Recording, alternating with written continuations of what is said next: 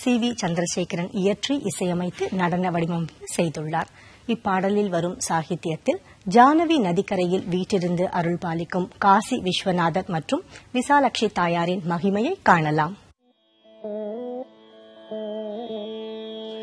நத்ருததீம் தனனதீம் தீம் தனலதரதரதனிதீம் ததீம் ததிரன நத்ருததீம் தனனதீம் தீம் தனலதரதரதனிதீம் ததீம் ததிரன நத்ருததீம் தனனதீம் தீம் தனலதரதரதனிதீம் ததீம் ததிரன நத்ருததீம் தனனதீம்